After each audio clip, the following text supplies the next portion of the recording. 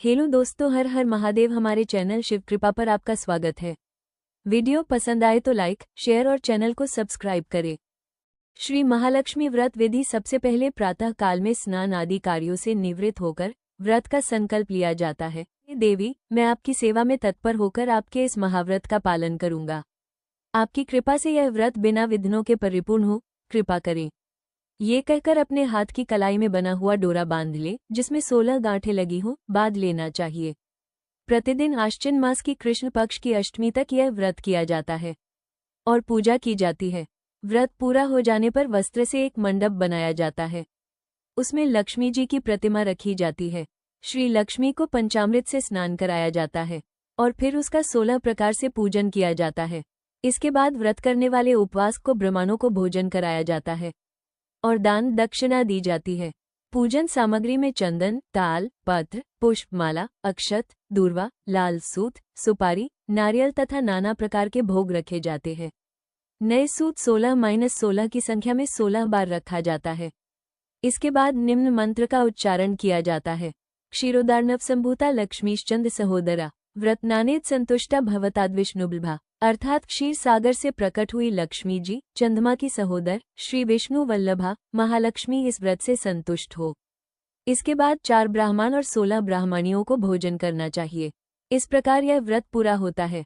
इस प्रकार जो इस व्रत को करता है उसे अष्टलक्ष्मी की प्राप्ति होती है। 16वें दिन इस व्रत का उद्यापन किया जाता है। जो व्यक्ति किसी कारण से इस व्रत को 16 दिनों तक न कर पाए, वो 3 दिन तक भी इस व्रत को कर सकता है। व्रत के 3 दोनों में प्रथम दिन, व्रत का 8वां दिन व व्रत के 16वें दिन का प्रयोग किया जा सकता है। इस व्रत को लगातार 16 वर्षों तक करने से विशेष शुभ फल प्राप्त होते हैं। इस व्रत में अन्न ग्रहण नहीं करना चाहिए। केवल फल, दूध, मिठाई का सेवन किया जा सकता है। महालक्ष्मी व्रत कथा प्राचीन समय की बात है कि एक बार एक गांव में एक गरीब ब्राह्मण रहता था। वह ब्राह्मण नियमित रूप से श्री विष्णु का पूजन किया करता था। उसकी पूजा भक्ति से प्रसन्न होकर उसे भगवान श्री विष्णु ने दर्शन दिए और ब्राह्मण से अपनी मनोकामना मांगने के लिए कहा। ब्राह्मण ने लक्ष्मी जी का निवास अपने घर में होने की इच्छा जाहिर की। ये सुनकर श्री विष्णु जी ने लक्ष्मी जी की प्राप्ति का मार्ग ब्राह्मण को बता दिया। मंदिर के सामने एक स्त्री आती है जो यहाँ आकर उपले थापती है, तुम उसे अपने घर आने का आमंत्रण देना। वह स्त्री ही देवी लक्ष्मी है। देवी लक्ष्मी जी के तुम्हारे घर आने के बाद तुम्हारा घर धन और धान्य से भर जाएगा।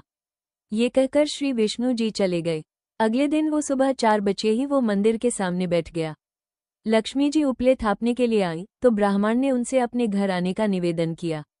ब्राह्मण की बात सुनकर लक्ष्मी जी समझ गई कि यह सब विष्णु जी के कहने से हुआ है। लक्ष्मी जी ने ब्राह्मण से कहा कि तुम महालक्ष्मी व्रत करो। 16 दिनों तक व्रत करने और 16वें दिन रात्रि को चंद्रमा को अर्घ्य देने से तुम्हारा मनोरथ पूरा होगा। ब्राह्मण ने देवी के कहे अनुसार व्रत और पूजन किया और देवी को उत्तर दिशा की ओर मुंह करके पुकारा। लक्ष्मी जी ने अपना वचन पूरा किया। उस दिन से यह व्रत इस दिन पूरी श्रद्धा से किया जाता है।